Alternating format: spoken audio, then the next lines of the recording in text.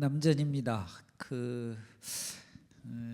다들 보니까 평안하신 것 같은데 제가 조계사에서 오랫동안 소임을 봐서 낯설지는 않은데 그래도 오늘 좀 새롭습니다.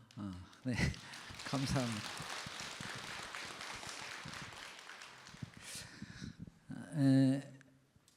본문 주제를 안부 이렇게 정했는데요. 안부라는 말 아시죠? 왜 우리가 안부 인사한다 그러지 않습니까? 몰라? 그런 뜻으로 쓰이는 말이죠. 안부라는 말은 내가 어려운 거 질문할까 봐 지금 대답을 안 하는 거죠. 안부는 편안할 안자에 안자하고 안일 부자에 부자를 씁니다. 그래서 안부 인사는 사실은 편안한지 또는 그렇지 않은지를 묻는 인사죠. 저도 여러분들을 뵀으니까 안부 인사를 이제 묻는 거예요. 여러분 평안하십니까? 근데 다 물으면 대부분 네 하고 대답을 하세요. 그러니까 불편한 분은 한 분도 없는 거죠. 대답 여긴 갑자기 줄지. 우리 조계사의 이 법회 담당하는 종무원께서 며칠 전에 전화를 저한테 하셔서 법문 주제를 뭘로 했으면 좋겠습니까 하고 묻는데, 저는 처음에 이야기 들을 때 생활 법문 하면 된다고 해서 그냥 하면 안 됩니까? 했더니 그래도 주제가 하나 있으면 좋겠다고 그러시는 거예요. 근데 그 얘기를 이제 듣는데 갑자기 부담이 되더라고. 법문 주제를 뭘 해야 될지 생각 안 하고 있다가 갑자기 주제 내놓으세요 하니까 마음에 부담도 좀 되고 사실은 조금 불편해지고 그랬거든. 그래서 속으로 그랬어요. 괜히 법문한다고 했나? 근데 이제 그때 문득 내가 이 얘기를 들으면서 불현듯 내가 불편하니까 법문은 편안한 이야기 이런 거 했으면 좋겠다. 갑자기 이제 생각이 난 거예요. 그래서 오늘 아까 사회자께서 불자의 안부 이렇게 법문 주제를 정했다고 해서 안부 이야기를 제가 여러분들에게 편안하게 한번 시작하면서 물었죠. 그런 생각을 좀 하다 보니까 어쨌든 그러면서 아직도 누가 뭐 물어보면 법문 주제도 생각이 안 날 정도 금방 생각나지 않는 거 보면 여전히 부족하구나 내 자신이 다시 한번 그래서 느꼈어요. 앞으로는 잘 하겠습니다. 혹시 또 하게 될지 모르겠지만 여러분 혹시 이런 시 많이 들어보셨을 건데, 청사는 나를 보고 말없이 살라 하고 착공은 나를 보고 티 없이 살라 하네. 사랑도 벗어놓고 미움도 벗어놓고 물같이 바람같이 살다가 가라 하네. 혹시 누구신지 아세요? 그래도 확실히 조계사는 수준이 있어. 물어보면 바로바로 대답들 하시는 거 보면 여러분 잘 아시는 고려 말의 나홍 해근 스님의 시입니다. 해근 스님 이야기 좀 하려고 이 시를 얘기했는데 또 하나 그 나홍 스님 법문 중에 아주 유명한 말씀이 있어요. 여러분 사찰에 가보면 법당 기둥마다 주련을 달아놓는데 이 주련에 있는 아주 많은 사찰에서 주련에 써놓은 굉장히 유명한 법문이시죠. 온 김에 한번 새겨봅시다. 여러분 합장 한번 해보세요. 따라 해보세요. 한 소절씩 소리 내서. 아미타불 제하방 착득 심두 절망망 염도 염공 무념처 육문상방 차금광. 다시 한번. 아미타불 제하방 착득 심두 절망망 염도 염공 무념처 육문 상방 자금광. 한 번만 다시 따라해 보세요. 아미타불 제아방 착득 심동 절망망 염도 염궁 무념처 육문상방 자금광. 해보세요 한번. 아미타불 제아방 착득 심두 절망망. 이제 기억이 안 나요? 두 소절 말고는 염도 염궁 무념처 육문상방 자금광이라. 굉장히 많이 들어본 그 법문. 우리 그 제사 지낼 때에도 이 염송을 하고요. 스님들 법문하실 때마다 이 말씀 많이 하시고, 사찰에 가보면 주련에 이 주련이 제일 많이 써져 있어요. 한문으로 돼 있어서 모르는구나. 네, 그걸 또 몰랐네. 아미타불 제하방, 아미타 부처님 어디에 계실까? 이런 말이죠. 착득 심두 절망망. 심두라는 말은 마음자리라는 거니까 착득, 마음자리에다가 딱 앉혀놓으면 된다. 절망망, 잊지 말아라. 절대로. 그러니까 아미타 부처님 어디 계신가? 마음속에 딱 붙여서 잊지 맙시다. 염도영궁 무념처. 생각이 다해서 무념처, 생각 없는 곳에 이르게 되면 육문상방 자금광이라. 안이비설신이에서 막 빛이 나는 거야. 그래서 육문에서 빛이 난다는 건 내 몸에서 빛이 난다는 이야기니까 늘 부처님과 함께 할 것이다 하는 아주 유명한 말씀이에요. 나홍해근 스님의 개송이에요. 불자라면 누구나 한 번쯤은 다 들어봤을 것이고, 한 번쯤은 큰 스님들께서 법문하셨을 거예요. 아미타 부처님이 어디 계실까? 그 생각 마음에, 아미타 부처님 찾는 생각을 마음에 탁 붙이고 절대로 잃어버리지 마자. 생각 다해서 생각 없는 곳에 모든 생각이 아미타 부처님에게로 딱 집중이 되면 우리의 육근에서 아미타 부처님과 다름없는 빛이 날 것이다. 이제 이런 표현이에요. 여러분, 이 법문은 여러 가지 이설이 있습니다만은, 여러 가지 이야기가 있습니다만은, 나홍해근 스님께서 일찍이 부모를 여의고 여동생하고 두 분이 같이 사셨대요. 여동생하고. 근데 어느 날 해근 스님이 이제 어려서부터 절집에 왔다 갔다 하셨으니까 출가를 해버린 거예요. 그러니까 오빠를 그냥 평생 오빠만 의지하던 여동생이 오빠가 출가해버리고 나니까 이 오빠를 보고 싶은 거야. 그래서 나홍해근 스님이 있는 매일 그 절 앞에 와가지고 들어가지도 못하고 그냥 절 문 앞에서 서성, 일주문 앞에 서성 거리는 것이죠. 스님이 한 번도 만나주지 않으셨대요. 참 그러고 보면 스님들은 매정이야. 그냥 가서 한번 얼굴 보면 될 건데. 그런데 나홍해근 스님은 마음이 편해했겠어요.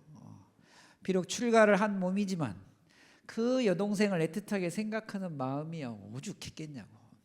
그래서 이 개송을 지어요. 이 글을 탁 지어가지고 글로 써가지고 자기 친한 도반 스님에게 건네주면서, 스님, 저 문 앞에 가면 내 여동생이 왔다 갔다 할 건데 제 여동생한테 이 개송 좀 전해주세요 한다고. 그래갖고 나온 게 이 개송이에요. 아미타 부처님을 스님 이름으로만 바꿔놓으면 똑같은 것이지. 어떻게 찾을 것이냐. 부처님을 잘 마음 안에 놓으면 생각이, 그립다는 생각, 보고 싶다는 생각이 부처님에게로 탁 사무쳐지면 그때부터 너무 편안해지고 너무 내가 좋아지는 거예요. 여러분, 나 찾지 말고 아미타 부처님을 찾아라. 이 말씀이 일견은 매정해 보이는 것 같아도 혈육의 감정보다 훨씬 더 중요한 부처님의 진리에 눈을 뜨면 더 너는, 그대는 너무너무, 내 동생이지만 그대는 너무너무 행복해질 것이다. 이런 스님의 마음을 담아가지고 이 여동생에게 준 거예요. 큰 스님께서 여동생에게 안부를 묻는 형식이에요. 저는 이런 이야기를 들으면 잘 있었어요? 라고 하는 인사보다 이런 말씀은 그 말씀 자체에 부처님의 자비심이 막 녹아져 들어있어. 그러니까 우리도 사실은 가까운 인연들한테 어떻게 안부를 묻고 있는지를 한번 생각해 봤으면 좋겠어요. 그냥 형식적으로 잘 있습니까? 그러지 말고 이왕이면 진리의 말씀, 아주 자비심이 있는 말씀으로 안부들을 좀 전하시면 어떨까? 내가 이제 다시 한번 이제 여쭤봐야 되겠어요. 평안하십니까? 내가 이 자비심을 담아서 하려고 하는데 나중에 잘 안 되지. 여러분, 그래서 늘 부처님 회상에서는 평안한 게 인사예요. 저도 여러분들에게 이런 행복한 말씀 잘 전해서 여러분들이 좀 즐거웠으면 좋겠는데, 여기 앉아 계시는 동안이라도 제가 능력이 부족하고 자비심이 모자라서 그런지 그게 잘 안 돼. 앞으로는 잘 할게요. 그래서 요 며칠 전에 저 잠실의 롯데월드의 그 극장에서 대가족이라는 영화 시사회가 있었어요. 여기 혹시 가신 분들 계십니까? 저기서 신도분들 많이 오셨던데. 근데 그 시사회를 보고 있는데 그 주인공 역할을 하셨던 그 배우 이승기 씨가 무대 인사를 나오셨는데, 야, 조계사 신도님들이 특히 열광적으로 반응하시대. 거기 뭐 총무원장 선생님, 조계사 주의심도 다 계신데 들어오실 때는 뭐 다 밋밋하다가 이승기 씨가 인사를 하니까 막 그냥 난리 법석도 그런 난리 법석이 없어. 그냥 그걸 보고 좀 느꼈다니까. 가끔 스님들 법문도 좋지만 야, 저분들을 좀 모시고 신행 이야기, 불교와의 인연 이야기 이런 걸 들으면 매우 좋겠다 이런 생각이 좀 들었어요. 그래서 그걸 좀 한번 해보려고 그래. 내가 또 명색이 종단의 포교부장인데 연예인들 좀 모셔다가 조계사에 부탁해가지고 한번 오셔서 좋은 말씀 좀 하라고 그러게 해야 되겠어요.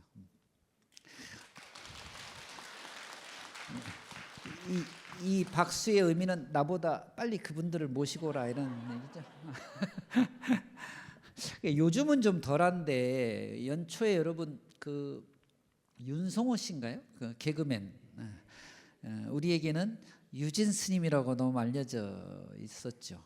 이분이 한국 사회에 새로운 종교의 모습, 그것도 아주 파격적인 모습으로 우리 사회에 큰 이슈가 됐었어요. 여러분들 아시는지 모르겠습니다만은 그런 걸 생각해 보면 지금 제가 말씀드렸듯이 스님들의 법문은 뭐 늘 들을 수 있으니까 이 법문도 좋지만 유진 스님 같은 그런 형식의 법회도 좋겠다. 가끔은. 근데 그것도 저는 좀 힘들어요. 그건 가무에 밝아야 되는데, 노래와 춤에 밝아야 되는데 내가 또 그런 재주는 없네.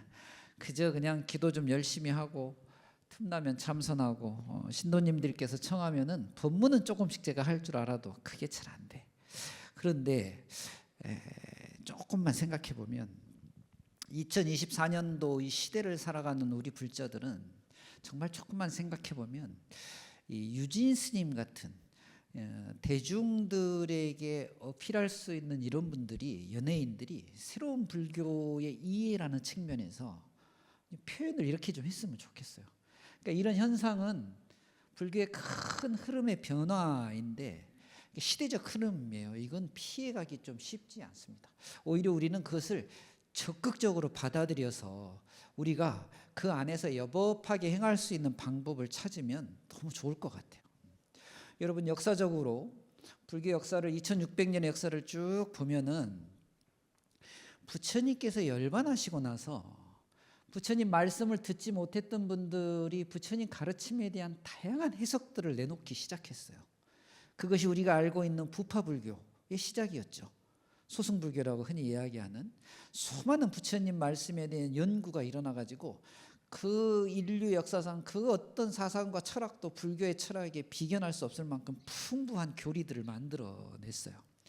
근데 이게 이제 막 300~400년쯤 오래되다 보니까 중생구제라고 하는 부처님께서 세상에 출현하신 본뜻이 조금 약해졌거든요. 이 단점을 극복하기 위해서 대승불교가 생겨난 거예요. 대승불교의 큰 흐름이 만들어져 가지고 이제는 중생구제, 공부, 수행, 신행 이런 걸 한꺼번에 갖고 가자 이렇게 됐었죠. 근데 이 대승불교가 중생의 구제라고 하는데 너무 큰 그 방점을 찍다 보니까 어느 순간에 불자들이 부처님을 의지할 줄 알았는데 자기 공부를 또 안 하기 시작하는 거야. 이 자기 공부가 부족한 걸 보충하기 위해서 선불교가 생겼어요. 이 흐름이 약 300년에서 500년을 주기로 해가지고 크게 흐름들이 바뀌어요. 불교 공부를 조금 예전부터 좀 해왔던 저로서는 지금 이 시대에 좀 전에 말씀드렸던 연예인들의 그런 어떤 불교의 다양한 표현 방식, 이것도 큰 흐름 중에 하나겠다 생각이 좀 드는 거죠. 중요한 것은 여법하면 되는 거예요. 이것만 살아있으면 돼요. 여러분 가끔 여기 스님들 와서 법문하시면은 그러죠. 와, 스님 잘생겼다. 나 말고 딴 스님 잘생겼다 막 이러고, 아유 스님 훌륭하십니다 이렇게 하는데, 이런 표현보다 훨씬 더 좋은 표현은 스님 참 여법하십니다 이런 표현이 참 좋아요. 모양이 중요한 게 아니라 부처님 법답게 살아가고 행위하고 표현하느냐, 이런 게 너무 좋은 것이죠. 그렇게 또 보면 나를 왜 불렀을까 이런 또 생각을 또 해봐 내가. 앞에 보니까 광우 스님도 여기 왔다 갔대. 또 지난주에는 보만 스님.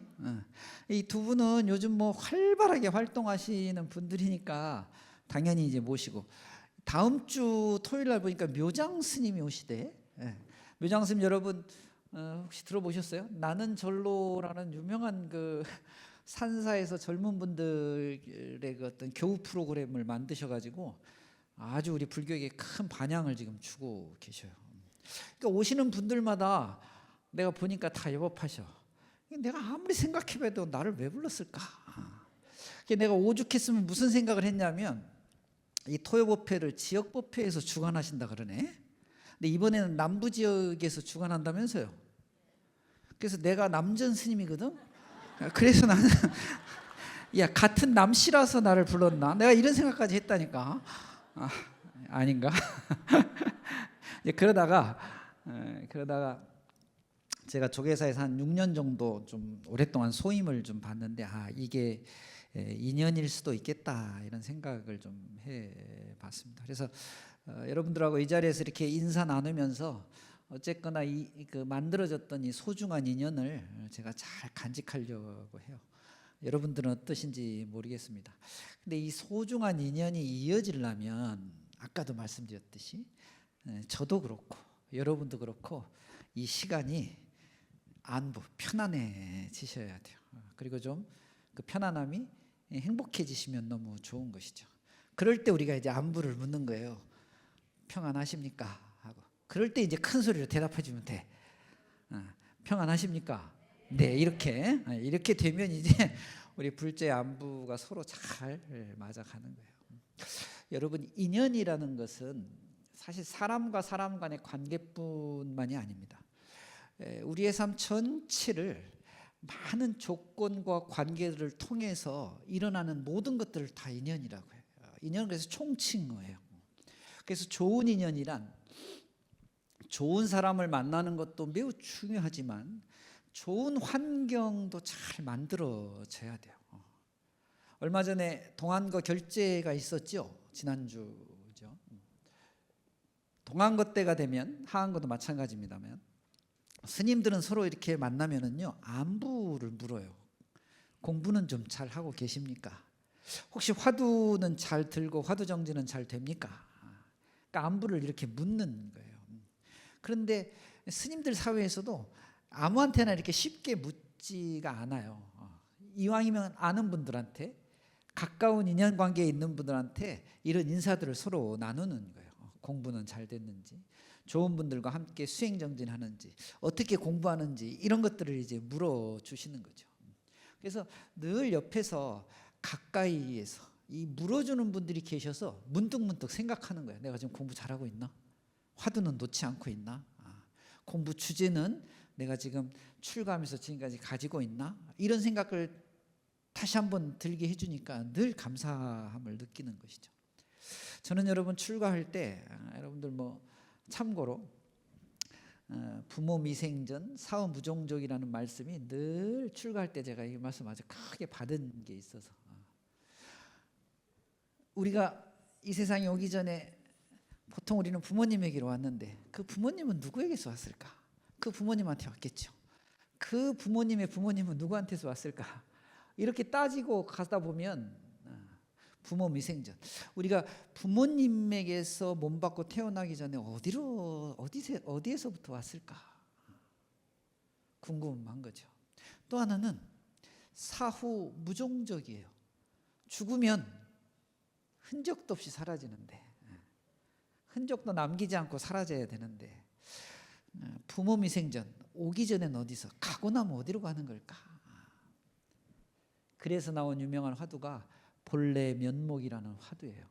지금 이 자리에서 본래의 모습을 잘 만들어 놓지 않으면 모르고 왔다가 모르고 살다가 모르고 가버린다. 세상에 그렇게 아쉬운 허망한 일이 어디 있어요. 모르고 왔는데 어디로 가는지 모르는데 적어도 사는 동안 알아야지. 그래서 이 본래 면목이라고 하는 화두가 있는 거예요. 늘 그걸 새기고 있는데 우리 도반 스님들이, 우리 어른 스님들이 그런 걸 꼭 물어봐 주세요. 그래, 본래 부모 미생전하고 사후 무종족은 잘 풀었어요? 이렇게 물어주시면 갑자기 또 생각이 번쩍 하는 것이죠. 그래서 그런지 몰라도 이런 화두를 잘 지니고 있으면 세상을 이렇게 살아가다 보면 이 화두에 담겨있는 부처님 말씀이 틀림없다는 걸 느낄 때가 있어요. 여러분, 제가 여러분들하고 이렇게 법회하니까, 법문하니까 지금 이 순간에 내 본래 면목은 스님인 것 같아요. 여러분들 저를 스님이라고 부르시죠? 대답이, 그럼 날 뭐라고 불러?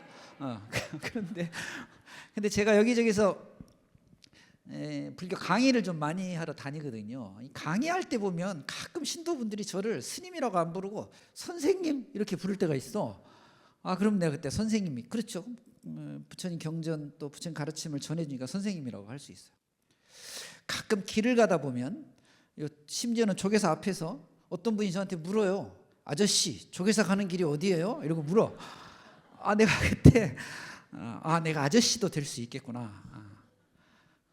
외국 나가면 여러분, 우리를 아저씨, 스님, 선생님 이런 말로 안 물어봐요. 어느 나라에서 왔니? 이렇게 물어봐. 그럼 저는 그때 대한민국 사람이 되는 것이죠. 근데 그런 걸 보면서 내 모습이, 내 삶이 정해져 있지 않구나. 부처님 말씀하신 공하다는 것을 내가 아주 뼈저리게 느껴요. 본래 면목은 이 공한 모습에 정말로 잘 최선을 다해서 살면은 이 삶이 뭉쳐져 가지고 본래 면목을 조금 알 수가 있겠구나, 이런 생각이 들 때가 있어요. 오늘 여러분 여기 오셔가지고 제 법문을 듣는데 조금만 생각해 보면, 오늘 여기 오기까지 어저께부터 시간 체크 하셨을 수 있어요. 그러니까 오늘 이 법회의 시간 속에는 어제가 이미 들어가 있어요. 오늘 속에는 어제가 들어있구나.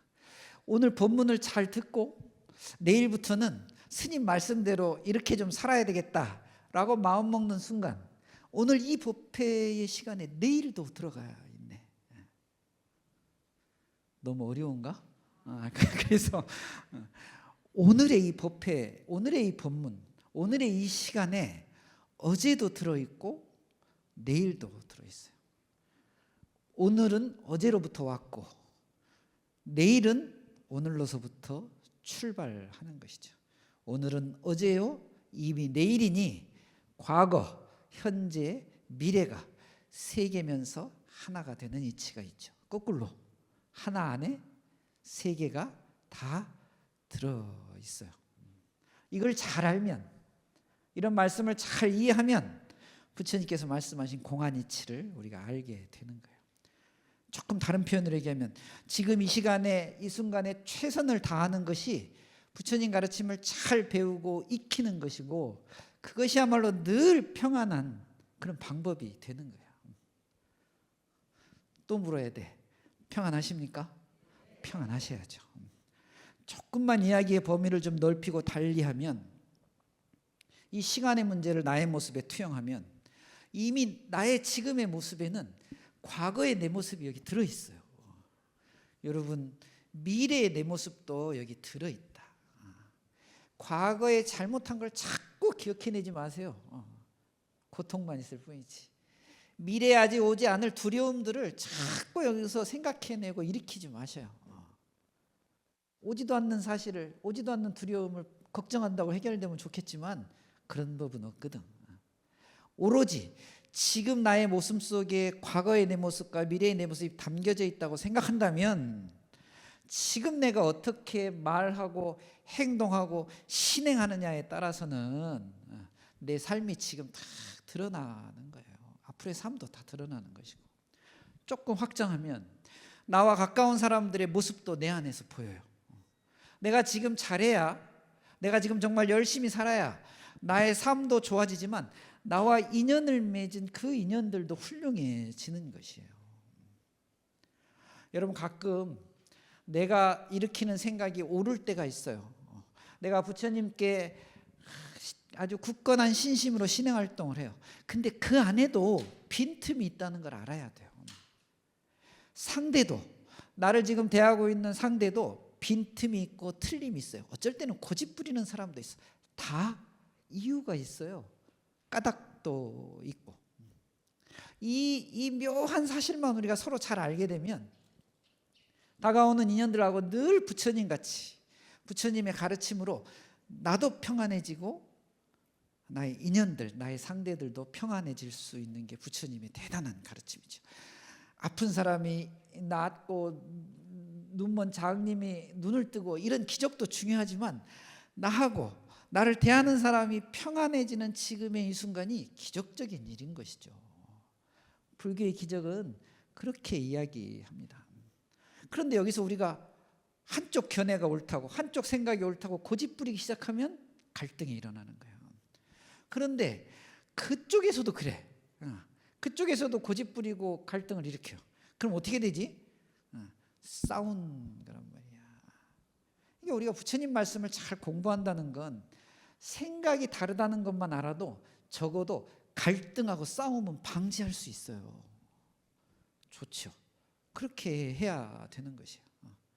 공부하고 신행하는 게 그런 것이죠. 그렇게 되면 상대에 대한 인연에 대한 이해력들이 높아지니까 부처님의 가르침에 대한 올바른 이해로 관계들이 다 평안해지는 거예요. 그걸 공존이라고 하고 그걸 평화라고 하는 것이죠. 이해하지 않으면, 늘 서로 같이 편안하지 않으면 이게 자칫 잘못하면 아까도 얘기했지만 폭력된다니까. 여러분 옛날에 다 경험이 있으시니까, 우리가 어떤 사람을 사랑해요. 사랑하는 것이 꼭 좋은 건 아니에요. 그 사람을 이해하지 않으면 이 사랑은 폭력적이 될 수 있어요. 그렇지 않아? 시치미를 다 떼고 있네. 자기가 좋으면 잘해줍니다. 자기가 좋으면 잘해. 그런데 마음에 안 들면 그 순간부터 원수가 된다니까. 아닌 척하기는 다들 내가 보니까 경험이 다 있으면서. 그래서 저는 늘 여러분들을 이해하려고 노력해요. 뭐 여러분들이 스님 험담을 하든 말든, 뭐 내 뒤에서 내 욕을 하든 말든, 나라님도 없는 데서는 흉보는 건데 저는 이해하죠. 좋다 싫다 이런 데 구애받지 않고 그럴 수 있지 뭐, 생각이 다르니까 하고 있는 그대로 보려고 노력해요. 여러분, 우리가 살면서 좋은 사람 만나면 좋겠죠. 왜 대답을 안 하는 거야? 좋은 사람 만나면 좋겠지. 제가 질문 하나 해볼게요. 가족은 좋은 사람들입니까? 가족은 좋은 인연입니까? 나쁜 인연입니까? 뭐 삼생의 원수가 가족이 돼서 만난다고 막 그런 얘기도 하던데. 근데 여러분, 좋은 사람들이고 좋은 인연인데, 그래서 화목한 집안도 많이 있지만 왜 불화가 많은 거예요, 집안에 도대체? 이게 누구 문제일까? 제가 질문한 것을 다시 한번 생각해 봐요. 여러분, 좋은 사람이 따로 있는 게 아니에요. 내가 좋아하면 좋은 사람이에요. 내가 좋아하면 그 사람은 좋은 사람이야. 어떤 사람이든지 다 그냥 사람이거든요. 근데 그 사람을 좋아하면 좋아지는 거예요. 근데 그 사람을 좋은 사람이다, 나쁜 사람이다라고 구분하는 것은 좀 어려운 말로 내 인식의 오류야. 잘못 생각하고 있는 것이죠. 좋게 가꾸고 좋게 인연을 만들어 나가고 평안하게 인연을 만들어 나가는 것이 부처님 가르침의 기도고 수행이고 공부란 말이에요. 근데 우리는 늘 좋은 사람이 오기를 기다려요. 그런 법은 없어요. 저나 여러분들이나 사람들은 대부분 그런데요. 여러분 3살 때 혹시 3살 때 기억나요? 여러분 모든 사람은 모든 그 생명체들은 대개 3년 차 되는, 특히 사람들은 3년쯤 되면 자아가 형성된대요.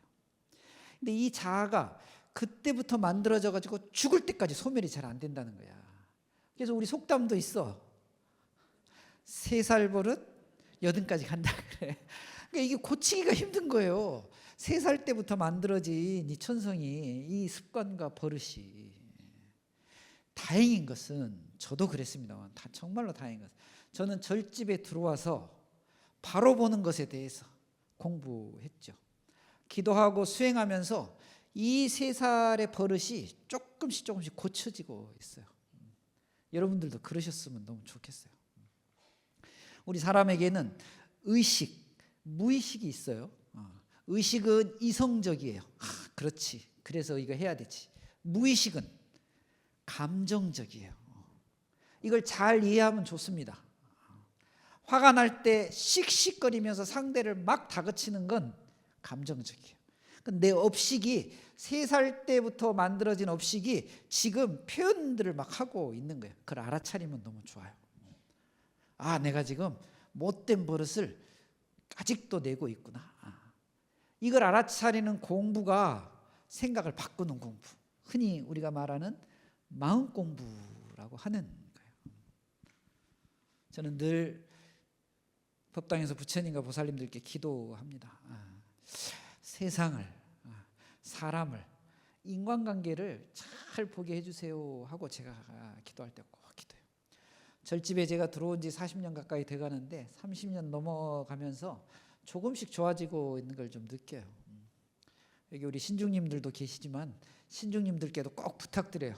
잘 살게 힘도 좀 주시고 제가 좋은 관계를 맺을 수 있도록 신중님들 저를 좀 잘 보살펴 주십시오 하고 이야기하죠. 우리가 살고 있는 이 그 우주는 너무너무 커요. 막 광활해. 그런데 내 고집과 내 생각으로만 살아갈 수 없는 게 우리가 세상이거든. 내가 읽은 책에 그 유명한 책이 하나 있는데 내가 유식한 걸 뽐내려고 그러는 게 아니라 옛날 읽었던 책에 미국의 천문학자였던 그 칼 세이건이라는 사람이 쓴 책에 유명한 말이 있어요. 이분이 이렇게 얘기했어요. 여러분 한번 잘 들어보세요. 만약에 이 광활한 우주에 만약 우리만 존재한다면, 그러니까 이제 칼 세이건은 지구를 중심으로 생각한 거죠. 이 광활한 우주에 만약에 우리들만 존재한다면 공간의 낭비다. 엄청난 공간의 낭비다. 이렇게 말씀해놓은 글을 제가 예전에 읽은 적이 있어요. 정말 그래요. 이 넓은 공간, 이 넓은 우주에 우리만 그냥 살아가고 있다면 이 넓은 공간을 얼마나 낭비하고 있는 것이에요. 그러니까 우리가 살고 있는 이 공간에 뭐 우주까지는 아니다 지구만 좀 좁혀 생각한다면 수많은 관계들이 있을 건데 이 관계들을 편안하고 행복하고 늘 좋은 관계로 만들어갈 수 있다면 얼마나 이게 좋겠어요.